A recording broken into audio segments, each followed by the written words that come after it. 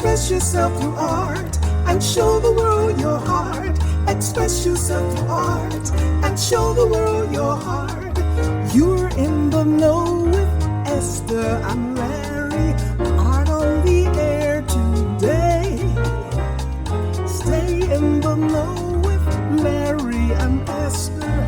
Art on the air our way. Express yourself through art and show the world your heart. Express yourself through art and show the world your heart. Express yourself through art. And welcome. You're listening to Art on the Air on WVLP 103.1 FM and on Lakeshore Public Radio 89.1 FM. This is our weekly program covering arts and arts events in Valparaiso and throughout Northwest Indiana. I'm Laurie Brechner of New Perspectives Photography, right alongside here with Ester Golden of The Nest in Michigan City. Aloha, everyone. We're your hosts for Art on the Air. Underwriters for Art on the Air are Valparaiso University's Brower Museum, regional art patron Mary Levan, and our landlord, Walt Breidinger of Paragon Investments. I'd like to thank them for their generous support. Art on the Air is supported by an Indiana Arts Commission Arts Project grant through South Shore Arts and is part of the National Endowment for the Arts. If you're interested in being a guest or sending us information about your arts-related event or exhibit, please email us at artontheair@wvlp@gmail.com. Our program, along with all of our programs, are streaming live at wvlp.org. Art on the Air is rebroadcast on Monday at 5 p.m. Our entire show archive can be heard at our website, brech.com/AOTA. That's Brech, BRECH.com/AOTA. Our shows are carried by Lakeshore Public Radio, 89.1 FM, every Sunday at 7 p.m., and you can hear them at lakeshorepublicradio.org. And now a very special musical treat during the pandemic from Billy and Renee Foster, their new song called Virus.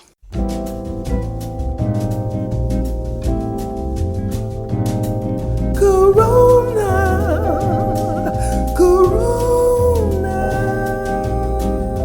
stay at home. If you can, Corona is on the scene. The life you save could be yours or one of your family.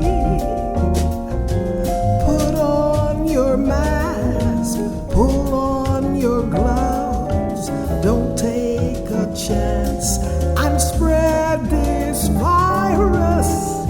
Essential workers, this really shows that they are our real heroes.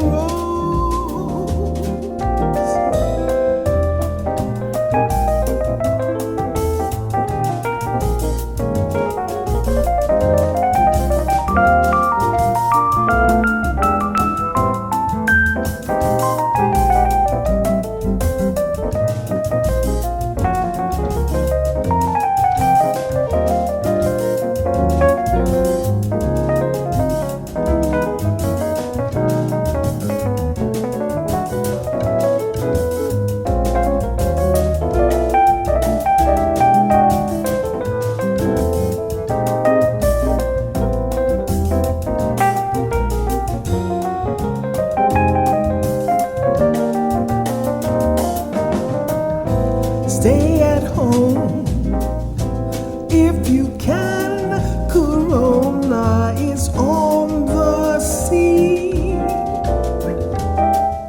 The life you save could be yours or one of your family. Put on your mask, pull on your gloves. Don't take a chance and spread this virus. Social distance, it's up to you. We can save lives, it's true.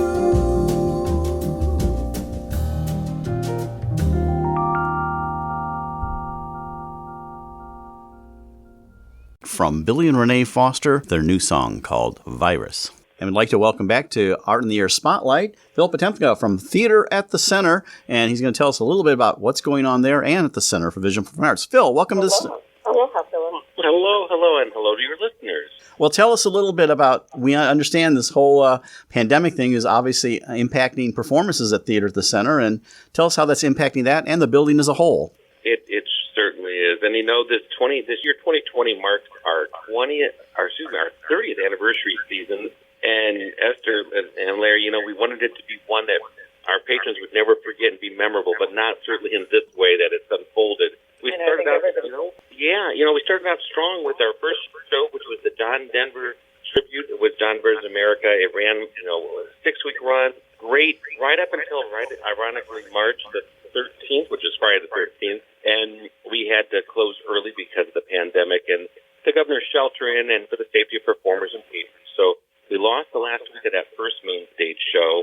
And then, of course, had to cancel all of the special events and concerts because we do a lot of other programming here at the Performing Arts Center in 1040 Ridge Road here in Munster. And then our spring show, we were hopeful we might be able to do Talia's Folly as a Pulitzer Prize-winning play. That was to be April and May, and unfortunately the same thing. We weren't able to do it just because, again, everybody was following a shelter-in advised social distancing. And even though it's a two-person play, it just was not able to be performed because we want to make sure our subscribers feel comfortable and can enjoy the experience. And the latest, and you have it first before everybody else, that takes us to spring, now summer. Our summer performance, Ain't Misbehaving, a 5-person musical, the music of Fats Waller, a great 1930s set, with music. And that is our July-August summer show, and we're going to have to postpone that as well. Just because of the fact that patrons tend to be a little older, and we want to make sure that we know exactly what our numbers are like and that things are safe and we can have our infrastructure in place. So, we'll see if we get that pushed back a little closer to fall. And, of course, our season subscribers have been great, and we know that we will make amends and either get them a credit or a refund, whatever they desire. And, we're going to keep plodding along and look to fall and the holidays for the theater side. Very good. Hey, having worked in the center there for 6 years myself, that's got to be kind of a lonesome place when you go in there with all the other things there. Joe Trauma's catering operation, South Shore Arts, and everything else. So true, you're right. I always called it this oasis of arts and culture because their art galleries, the symphony is based here with their headquarters, and then Chef Joe Trauma has the wonderful champagne brunch and the weddings and dining events, which have kind of been, no pun intended, on the back burner. An update for you on South Shore Art. There's not anything open in the atrium gallery. There's nothing on the walls right now. But hopefully that, Governor Holcomb has said that cultural events, entertainment venues can open up beginning the weekend of June 13th and 14th. So South Shore Arts plans to come back on the 15th. They have that great gift shop. Get the gallery open, which is where they have the exhibit currently running Where the Wild Things Are. That wonderful storybook tale of all the exhibit and the original illustrations are on display, and they've extended that through September. And then Chef Joe Trauma is still doing his carry-out meals, which works on Sundays. Fantastic price, different menu every week. You just go to visit www.cdpa.org for all those menus. And eventually one day we'll be clinking champagne glasses, we hope, for brunch to return. And then lastly, the symphony, of course, John Kane and the maestros have to cancel all the summer outdoor park concerts. And so now the eye is on the ball for what can happen in September. So stay tuned for our symphony. How is this pandemic impacting you personally in terms of, I know you're still writing, of course, the articles, and I just read your most recent one, but tell us a little bit about that. Well, you have to be a little creative as a columnist when you cover arts and entertainment and dining and hotel and travel when you're not doing any of the above. And I've certainly been in the business for 24 years, so I have a lot of memories, a lot of those chronicles and those cookbooks that we've talked about in the past. I know. But nobody wants to read it. Yeah, nobody wants to just read a column about memories. So it had me be a little more creative, but there's still a lot of things to write about. I wrote about the drive-in theater in Valparaiso, and it was closed, and patrons were worried, and hey, the scoop is going to be that it's opening in June. If they saw the column, they're going to get it reopened again. They had a death in the family. So there's still things to be written about, and most of all, as you, Esther, and Larry both know, I try to make sure there's a balance of some good news out there because, boy, we've had enough of the heaven and hell. Boy, we sure have. It's been Well, it would seem like, though, the cookbooks would be the perfect time because everybody's cooking so much more now. That is true. Thank you for mentioning those From the Farm cookbooks based on my farm columns. Those columns are fine to do because I'm pretty much sequestered in at the family farm near Valparaiso. So plenty to write about and test out cooking with those From the Farm cookbooks that are out there. There's 4 of them now, so there's plenty to do with those. But, yeah, the entertainment columns are a little more challenging, but, hey, they're still happening. Maybe you should do an online cooking thing for people, as an extension of your books. Yeah, that's true. Right from the kitchen, right? In real time, Right now, if you want to know what we're doing, we're cutting asparagus, we're cutting rhubarb, and we're about to pick some very tart gooseberries on the bushes that are ready. We have just a few more seconds left, Phil. Tell us a little bit about what you project for Theater at the Center in the fall, maybe. Well, again, I think that the trend for everybody, including ourselves, we have Hello Dolly scheduled for our fall show. That could be a little ambitious because it's a big cast, and we have to think of our equity performers because they're all union. We got to keep them safe and follow those new guidelines, taking temperatures, social distancing. So maybe, again, we first postpone and push back Ain't Misbehavin', the 5-member musical, start with that, and then see where we go for maybe one of these larger scale productions. Well, I appreciate you coming on Art in the Air for this spotlight. That's Phil Potempa from Theater at the Center, and also with his great books. Thank you for coming on the show, Phil. Thank you, Phil. My pleasure. Anytime. Please stay safe and well, and to your listeners, too. You're listening to Art on the Air, WVLP 103.1 FM, and on Lakeshore Public Radio 89.1 FM. And our guest on Art on the Air is Laura Marie Panozzo. She's an eco-art person that creates from found objects art from all over, and she's based in Northwest Indiana. Welcome to the show, Laura. Aloha. Thank you. Aloha and hello. Buongiorno. Well, Laura, we'd like you to tell our audience just a little bit about your origin story, where you came from, and kind of like how you got from where you were to where you are now. This is an interesting story. That's always a good thing. Interesting is good these days. We need interesting. So I was born and raised in LaPorte, Indiana, and I am a twin. I have a fraternal twin. Her name is Marie. I had dark brown hair, and Marie had blonde hair. And we were polar opposites growing up. She was very intellectual and very brilliant and smart. And I was very creative and very nature-based and just kind of doing my own thing, And after high school, I gravitated away from LaPorte. I went to Chicago. I started off at Columbia College. I was studying theater and was in soap operas, and that was my concentration. And shortly after I was in a few soap operas, one Christmas I was walking past the Utrecht Art Store, and I saw this beautiful picture. It was like a gorgeous fresco. It was huge. It was black and gold, and it was of the Virgin Mary. And I had to walk across the street to just see it up close, and I stood there and I thought, I am going to paint. I need to actually paint. I need to try and paint because I feel like I can paint. And so I went into the store and I bought all my painting supplies. I had no idea what I was even doing, just grabbing random paintbrushes and colors and we get a few canvases. And I bought it and I took all that stuff to my little apartment there and I just started painting and I could paint. I found out that I could really paint and I was shocked and I was amazed and I went and I changed my major. I changed my major to painting and then I decided I wanted to change my school. So I made a portfolio for the School of the Art Institute of Chicago and I gave it to them and they accepted my portfolio and I even got a scholarship which paid almost a full ride of my entire college career. Wow. So what was that first painting of, Laura? It was of the Virgin Mary. Yeah, I still have it today. It's the one painting or sculpture, I've always sold everything ever that I've always made. And it's the one thing that I actually have. One thing before we skip ahead on your art, I'd like to get back to theater. Tell us a little bit about what you did in theater and what your interests were in theater before you switched to visual arts. So being an Italian-American, my dad immigrated from Calabria, Italy.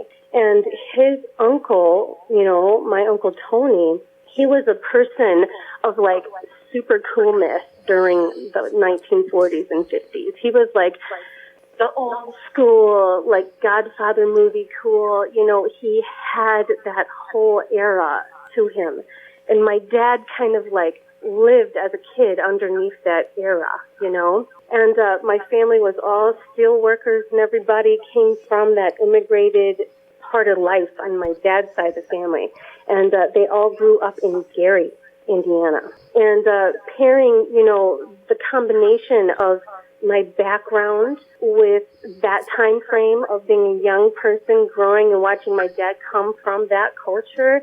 There was the Frank Sinatra, there was the opera. We always listened to opera. We always listened to Pavarotti. It's just like everything we loved so much. And it was music and it was theater. I mean, anytime we sat down at the dinner table, it was theater. No one could talk about going to the grocery store or buying a tomato without being theatrical. Like if the tomato was great, it was way beyond great. It was amazing. It was, it was exhausting talking about how wonderful the tomato was. It was like everything was so over-exaggerated my whole life from my dad's side that theater was like a natural love, So you said about you were in soap operas and performed. So tell us just a little bit about that. Yeah, well, I did it. It was like, it was based in Columbia College, and there were new writers that were coming on from a film company at this time was called Abraxas Films. And I just was like, I'll do that. I want to go and try that out. Let me take this script and I'll read about it and then I'll just show up and do it. So I did, and I read the script and I played this part of this crazy villain named Josephine. And we had filmed the entire movie. And I got the part. It was like a soap opera. I tried out for it. And I was like, yeah, you got it. It was great. We filmed this entire movie. It was so sinister and it was so cool. And then the production manager, the guy who was helping, produce the entire film, his wife left him and ran off with all of his money. A soap opera right there. Yeah, it stopped abruptly. And so we were all so excited. The film was going to be produced, and we were so ready, and everyone. And then this big bombshell hit, and everything was over. So it was kind of like an inspired, natural, force of nature, and like the divine that my path curved. And it went to the art world. Like, it was also natural within me, and I didn't even know it was, Very good. And you appear in musicals at all, or? So no, I didn't appear in musicals. But if I would have stayed with it, I sure would have. I just loved it. I would be the person to go jump on Broadway. If I would have followed my career path calling in the beginning of theater in that manner, I would have done so. Very good. Well, let's move on to your art because you're an eco-sculptor. So kind of explain what that is and what that means. Yeah, so, everyone is reinventing terms these days. It's like we're no longer living in the same world that we were, 3 months ago. So I think the best way to just describe an eco-sculptor, myself, is I give myself that title because to me, eco means just everything that I can do to save our planet. All of the things that I make my sculptures from are waste. They're like garbage. They're recycled plastics. They are recycling bin items, So the bust sculptures, the Renaissance bust sculptures, that's all garbage. The understructure is all trash. It's all trash that, destroys the earth. We have these plastic ions in the air we breathe because there's so much plastic, So plastic, either is destroyed by me via recreation because I reinvent it and I turn it into something beautiful. If it's going to be on our earth for 1,000 years, it might as well be repurposed into some beautiful work of art, like an avenue of spirit rather than trash that would just destroy the earth. Yeah, it's a really valid it's already produced. It's a really valid understructure for the sculpture. Yeah, and it's very, when you start doing something that makes no sense to many people, you start to learn a different level of intelligence. And my whole level of intelligence from using trash as my sculpture is that, we are all vessels I like to use these large Gatorade bottles that are empty. They make fabulous strong bases for the understructure. I have to put 4 or 5 or even 10 or 20 of them together with duct tape. They form this amazing core. And the core is trash. Once I'm done with the sculpture, all those empty bottles are filled with something. And it is literally like spirit. It's filled with spirit, and it takes on this form. And it is this person, and it is this beautiful face, or it is, the Virgin Mary, or it's this guardian angel, or it's this Mother Earth that evolved straight out of ground. It's those things are real. They're the divine, or they're our ancestors. They're our ancestry, our inherited bloodline. They're the human element, the human soul, and it's all garbage. I also see you use a lot of natural things in your work, it looks like driftwood and things like that. Can you speak to that?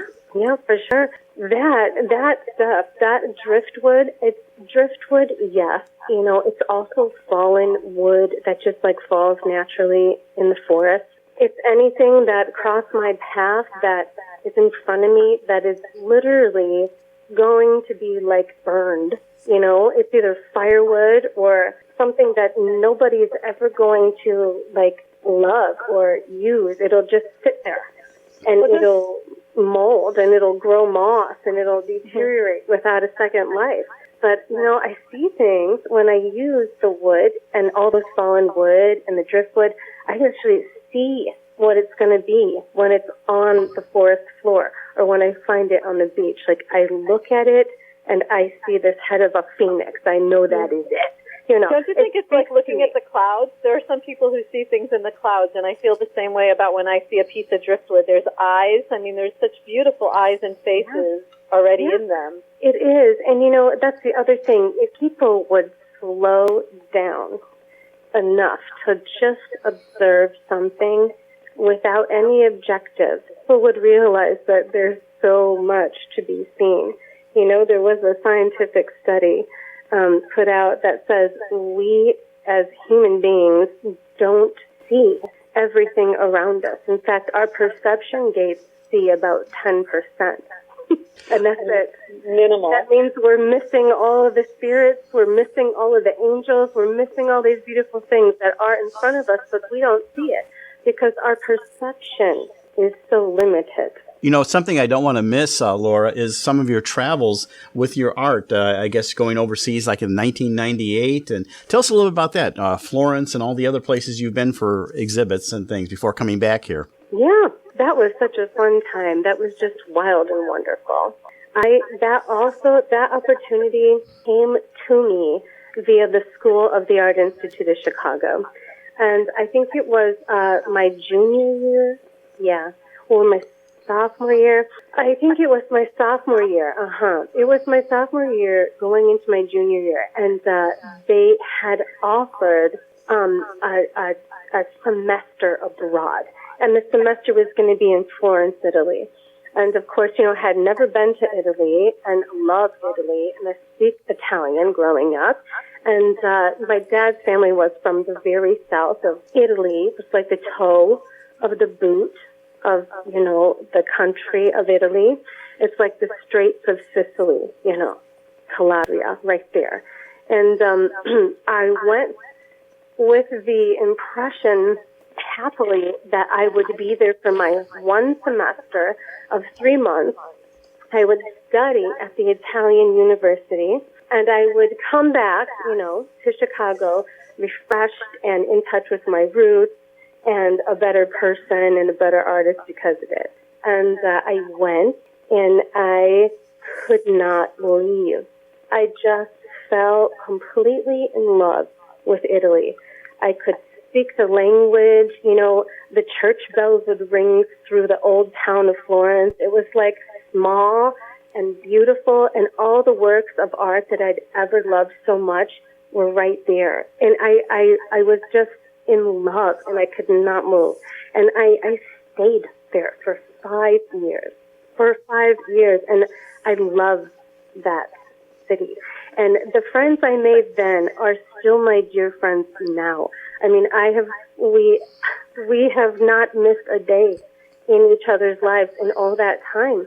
Just beautiful to have my home of my cultural heritage from my father's side be my actual home in the real world in this beautiful country of Italy. It's like to have that as my second home.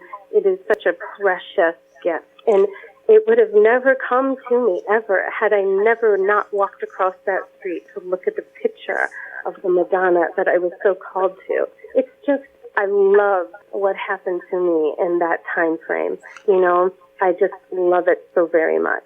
Well, you left Italy and went to Puerto Rico, so tell us about that transition there, Laura. Yeah, so this is very interesting. I love the story of Puerto Rico, too. It is very much connected to the spiritual bust and sculpture work I do. Like if I make a bust of Jesus Christ or the Virgin Mary, you know, my Virgin Mary has a unicorn in her arms because that's me and I'm funny like that. But the spiritual artwork, you know, that I do is blessed by Puerto Rico because when I was studying at University Sacchi in Florence, Italy, I met a really wonderful friend, and this person was from Puerto Rico, and they were a sculpture artist as well. And I took an invitation after the time I had spent in Italy to go and visit in Puerto Rico, and I did love it. I went and I knew I was being called to go and stay. So I actually went and stayed, ended up 4 years in Puerto Rico. I studied an independent study of the art of santero, which is the art of carving saints out of wood. It is really beautiful, and it has a long and rich history, particularly in Puerto Rico. I was a professor there at the Museum of Art in Puerto Rico. I did that for 3.5 years. Just fabulous. The amount of like magic that I came in contact with in Puerto Rico was amazing. And so those 4 years helped transfer, you know, in many different ways, my love of both Mediterranean and, you know, Latin, and all through the times of like the 1200s through the 1500s, 1600s period. I am just so moved by the sculpture of that time. And having studied it in the Caribbean under that independent study, it was like reliving another part of my life that I didn't even know existed. It was like connecting with a past life of something I'd always known and had been knowing of, but didn't know until I actually arrived on that piece of earth, you know? Well, you're certainly a master of listening to your inner voice and the nature that calls to you. It's really beautiful.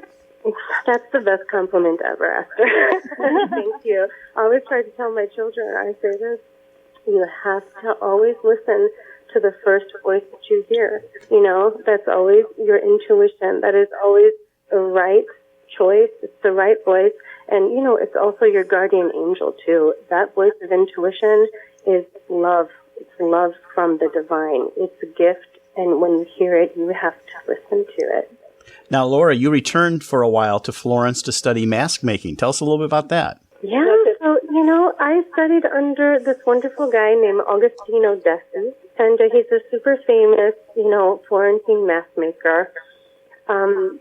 Also, I think, like, the mask part, you know, of working with the paper mache, which is essentially what it is, that also helped me to understand how to make the sculptures that I'm making now out of trash, you know, come into form. Because, you know, with these masks, the old tradition is just the dried paper and the paper pages and the paper leaves, if you will, then, you know, posted with the glue, you know, and then shaped into form. You add more papers and you add more glue if you want to sculpt the face, or you keep it flat and simple if you want to leave it plain. You know, it's like it introduced me to the medium of working with, you know, a recyclable. And you're exhibiting, and I mean, I was looking at your exhibit resume and CV all over, but locally, where have you exhibited in Northwest Indiana, Chicago area? Yeah, So there's been so many different places. I know. One is the Lebesnick Center, which I love so much. I've exhibited at the Lebesnick Center. Gosh, there's been so many different group shows. Chicago. And you had your own storefront on Franklin Street. Yeah, and I did. I have my own gallery and own storefront on Franklin Street, downtown there, in Michigan City, in the Uptown Arts District. And, all around. Public Sculptor in LaPorte as well. Yeah, so there's it's about 12 feet tall, wooden phoenix. It's just huge, enormous, and beautiful. And the city of LaPorte bought that from me for one of their parks. We're not sure if it's going to go in Unity Park by the boat launch there on Pine Lake Avenue, or if they're going to put it in a different park or a nature park. But we'll be looking forward to see where that's going to go. We should know probably sometime this summer. Now, where can people see your things online? I think you have an Etsy site and a few other places. So I really love Instagram, and I'm Laura Marie Panozzo at Instagram. I'm on the fence about making a website. It seems like there's so much information out there already with medium platforms, but you can find me there. Yeah, shortly here, after next month, I'll be on Amazon. And so there'll be YouTube and Amazon to add to those three platforms. Very good. Now, do you take commissions?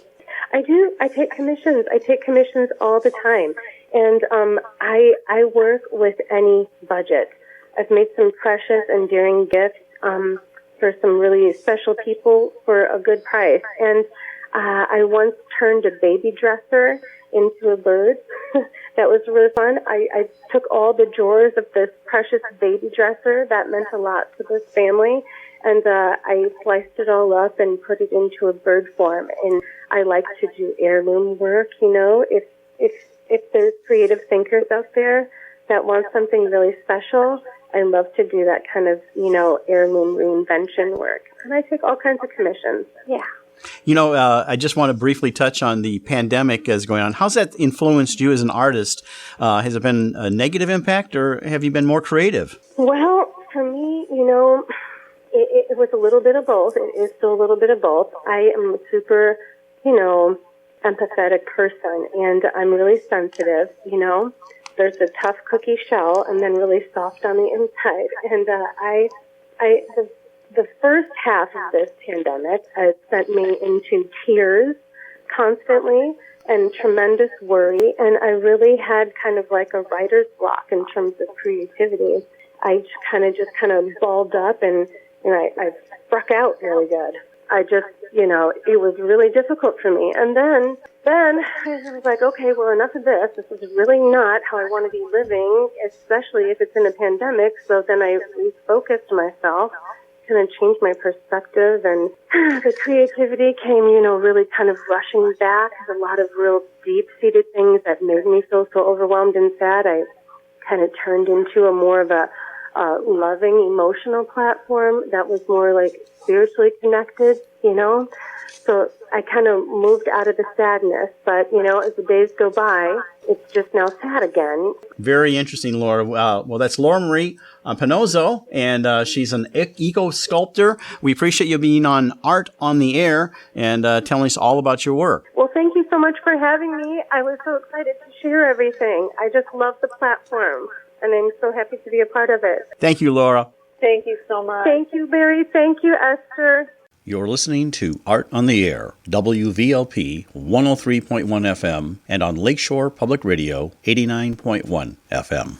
And now we'd like to welcome to Art on the Air, Jeannie Rapstad. She's an award-winning keynote speaker, comedian, seminar presenter, and very early in her career, she delighted audience performing stand-up comedy in all the major comedy clubs in the greater Los Angeles area. Welcome to the show. Aloha, Jeannie. Oh, thank you so much. I'm delighted to be here. Well, we're delighted to have you. Well, first off, let's just find out a little bit about you, where you grew up, and like I like to say, where you started and how you got from where you are to now from where you were. Well, I grew up in Salinas, California, which is the home of John Steinbeck, the author, and Iceberg Lettuce. And I discovered that I liked being funny when I was in high school, and I became very involved in the shows at school. But I really enjoyed getting a laugh. So I found that was sort of a talent that I had, and eventually I moved to Los Angeles to try to further my acting career, and I ended up seeing a show by Phyllis Diller at Knott's Berry Farm. And she got one laugh after another laugh. I'm telling you, my sides were hurting. For the first time in my life, I understood that expression, die laughing. I really thought, you got to stop now, you're killing me. But I said, I want that.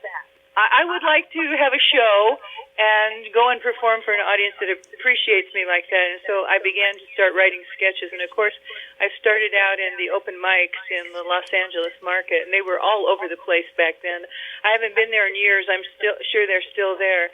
But eventually I got a gig at the Natural Fudge Company, which is a vegetarian restaurant, and they gave me a half-hour show. So I had to fill it this time. I said, sure, I'll take the job. And then I went, you got to write some more material.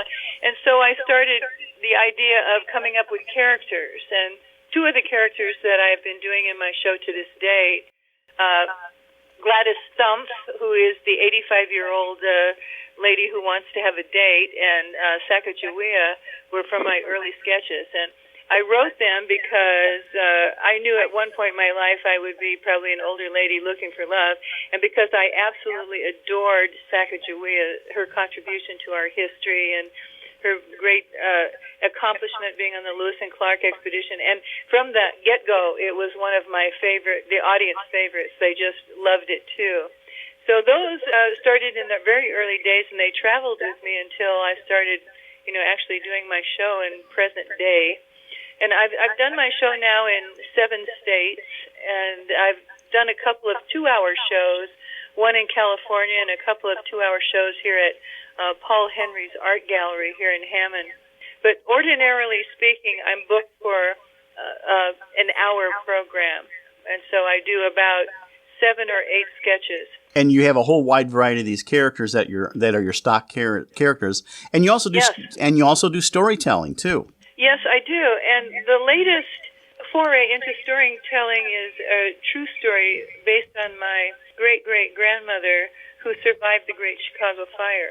I have a cousin who is the family historian, and he did a lot of the research on this, and then I took it and I went into, the encyclopedias and learned a few more things. But one of the great things about this story that I'm going to tell you, just sort of in capsule here, is that my great-great-grandmother, Bridget Ryan Callahan, lived a fairly long time, and so my grandfather and Jim, who's my cousin, who is the family historian, his mother got to talk to her, and they learned a lot about her life, and so it was really wonderful for me to get this information, because I don't know if you have a family album full of people that is your great-aunt this or your great-grandfather, but you have absolutely no idea what these people were like, what they thought about, how they felt about things, what their hobbies were, their philosophy of life, just a face.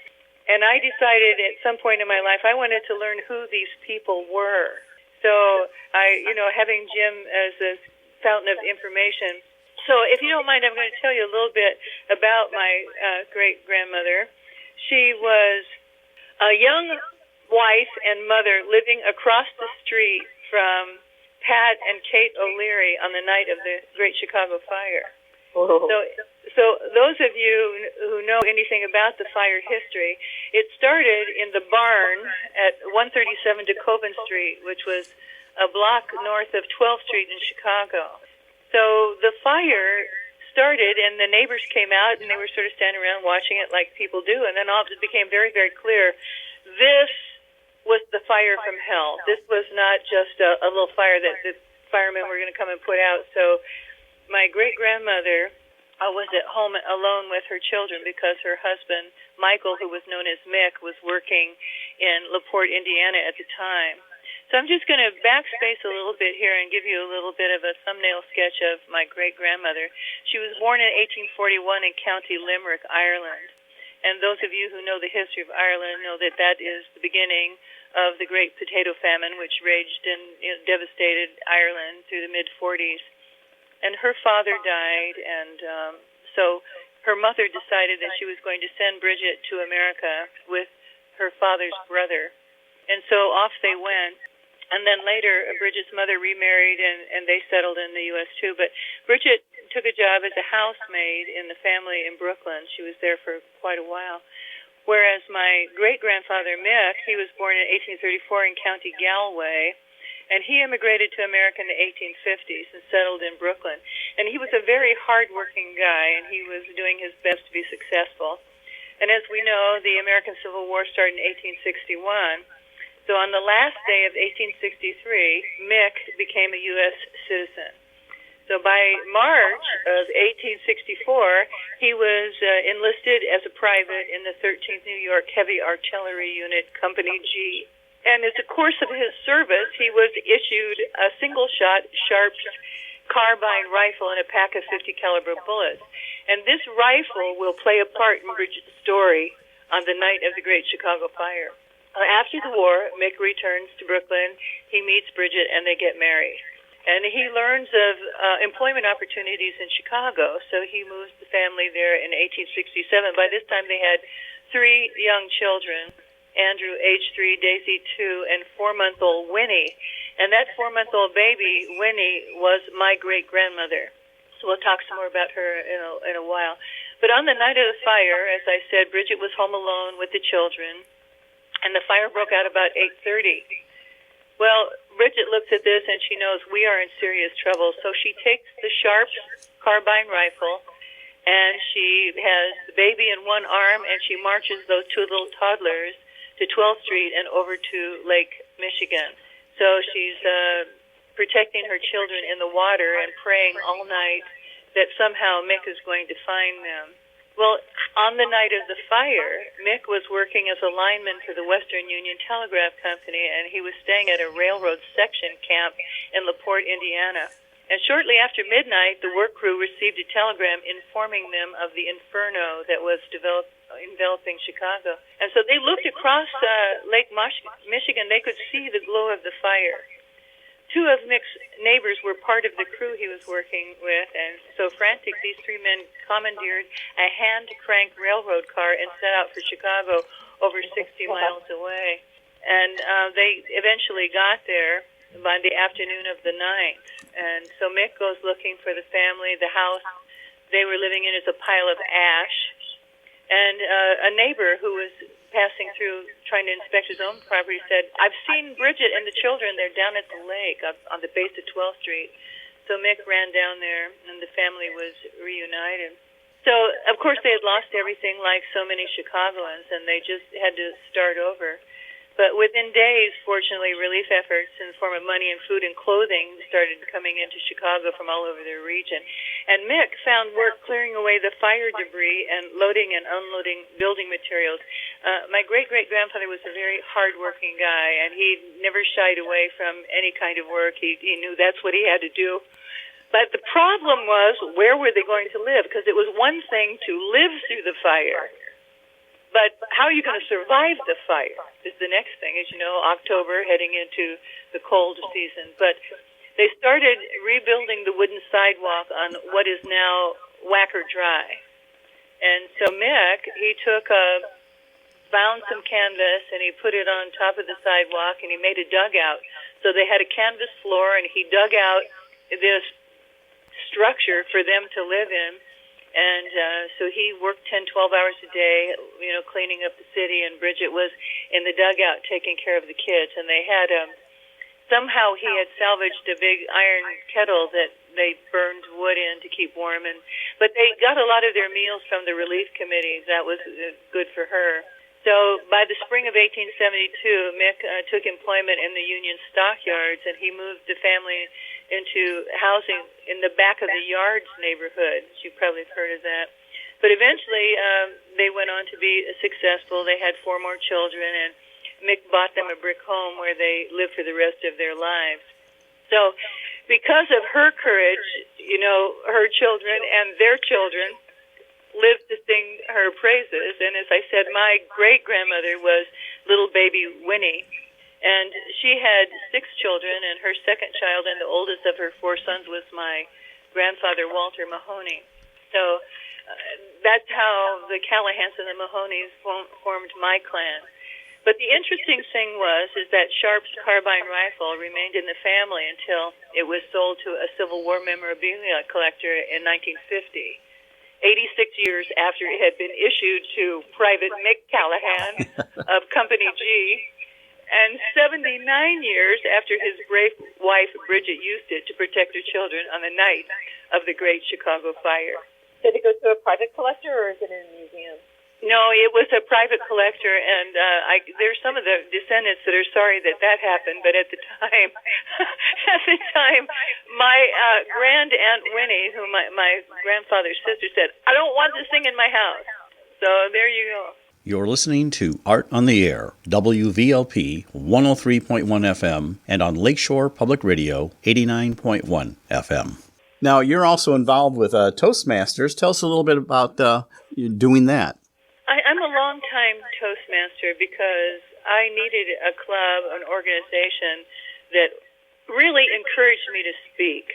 You know, see, I'm not one of these reticent people, and sometimes you find yourself in a group of people. They say, "Jeannie, okay," but these people actually said, "Speak and teach and go forth and win prizes and stuff." And so I became very involved in competitive speaking.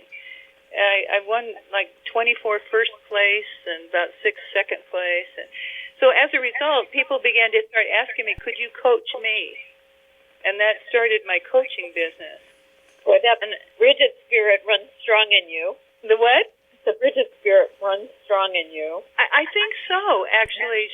This story is going to find its way into my show in one form or another because it's fairly new piece, but when I present it, people find that so interesting because I guess we're in the neighborhood where a lot of people's relatives remember some aspect of it. But that'll be entering my show as well.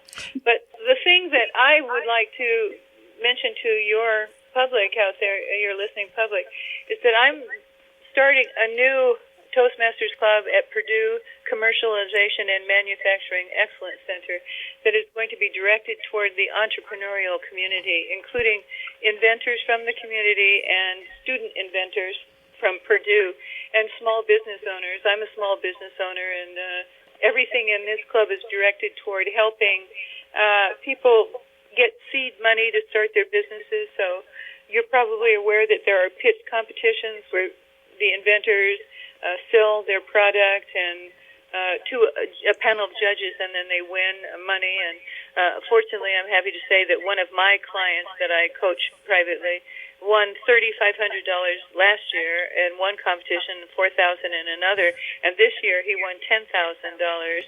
So I'm really happy that my work is being paid attention to, and he totally appreciates the work that I've done for him. So I took it one step further, and now I'm teaching other people and coaching other people privately that are launching webinars and that are competing in other competitions down the road. So I would like to invite anybody who's interested, who's a small business owner, who's interested in, sort of hanging with people that are other small business owners and can help each other learn to get funding opportunities, to take that extra step. I'd really like to invite them to come. We're meeting the second, fourth Thursdays at Purdue CMAC, and we'll be back in the space on July the 9th. Right now we're meeting online. So if anybody is interested, they can contact me at JeannieRapstad@gmail.com. So will the online be available even when you're meeting in person?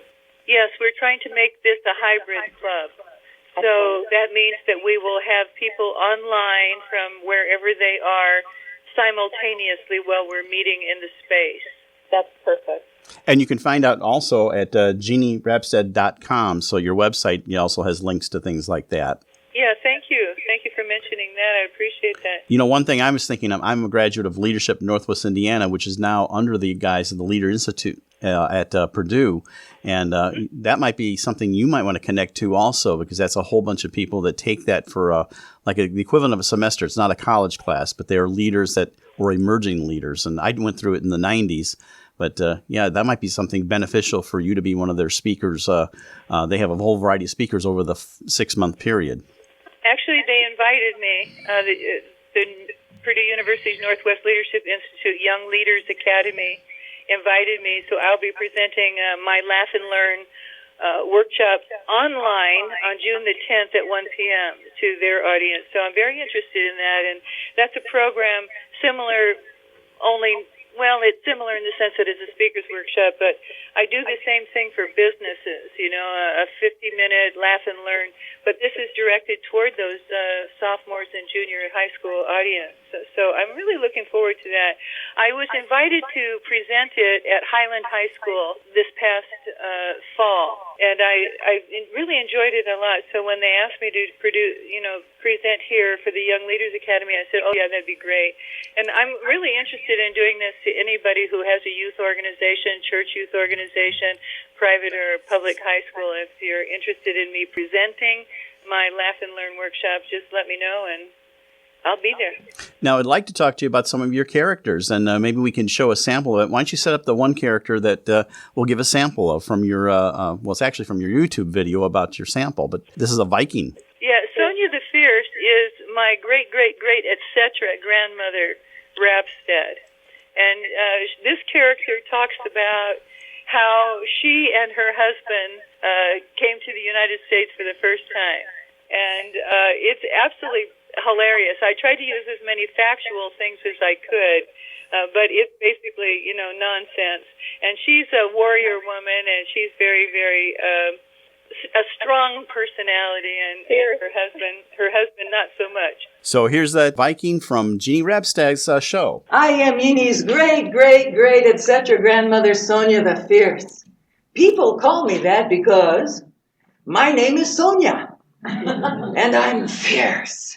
I am a warrior woman. You heard that expression, 1,000 Swedes ran through the weeds, chased by one Norwegian? That was me!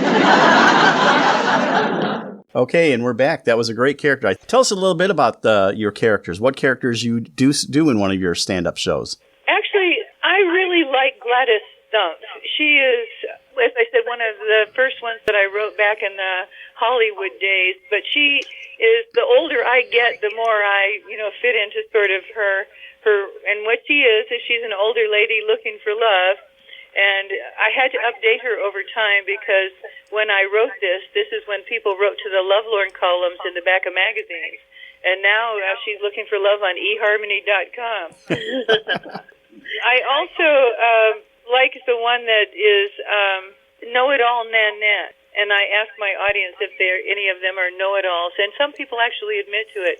But anyway, I like her. She talks about how people who are involved in know-it-allism doing this, for your benefit so that you can become a better person. I generally get a lot of laughs on that one, too. A personal favorite, or does that shift with as you? Yeah, actually, my favorite sketch that I wrote, and actually I won an award for it in a regional speech competition, was Sacagawea. I really, as I told you before we started the taping, she is one of my favorite characters of all time, one of the most beloved American ladies that we here, North American ladies. And I really like her a lot, and she is the wisdom in the Lewis and Clark story, and the laugh lines fall on Lewis and Clark and her husband, Toussaint Charbonneau, and she's the voice of wisdom. And actually, it's really true. Yeah, I hear she was leading them when she was pregnant, and then actually had a baby en route and leading them. Well, yeah, she had the little baby Baptiste, which was the only child that she ever had. But yes, so here she was with this foolish husband, and she's leading the way. And so I talk about in the story and about how the decisions that she made really helped them out, because she was only 16, but she was sort of the brains of the outfit.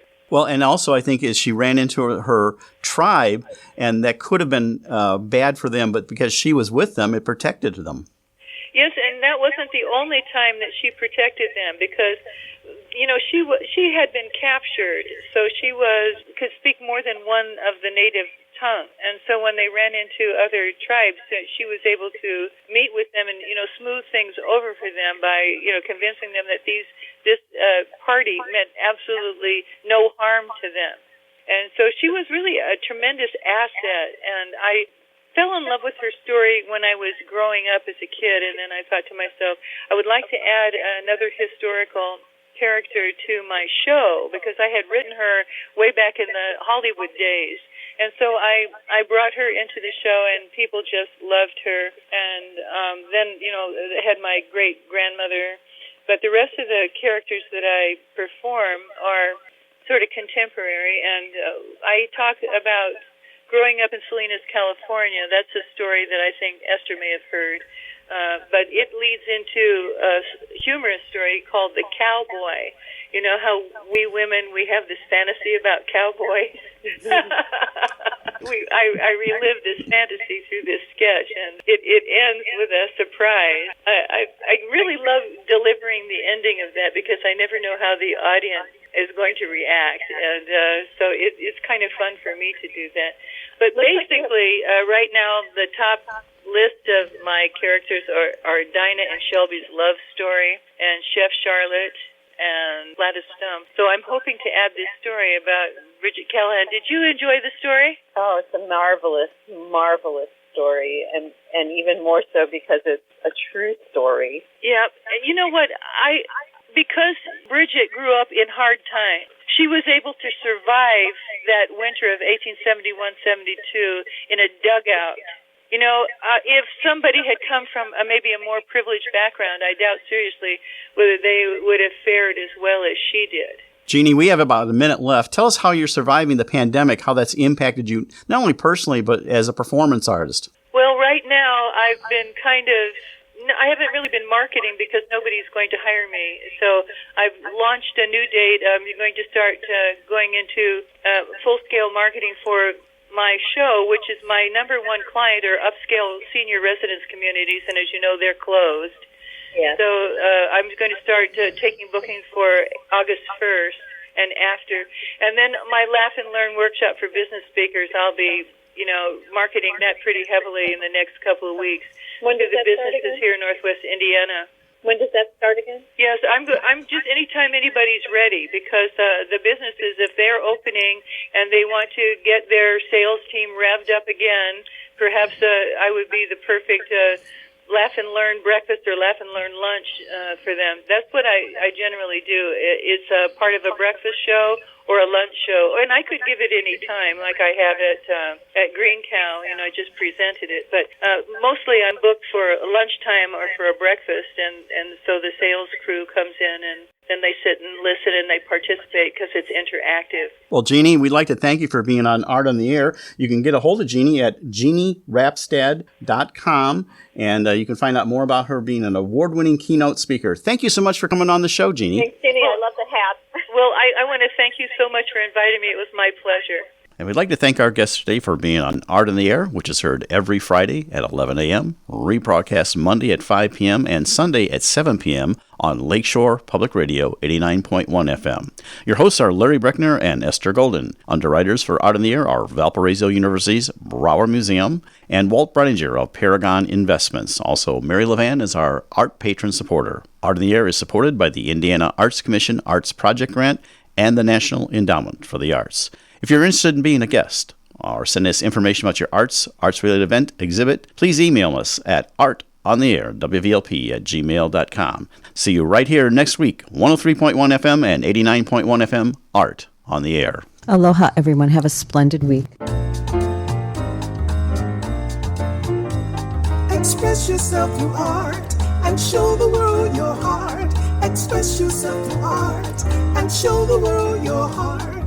You're in the know with Esther and Larry. Art on the Air today. Stay in the know with Larry and Esther. Art on the Air our way. Express yourself through art and show the world your heart. Express yourself through art and and show the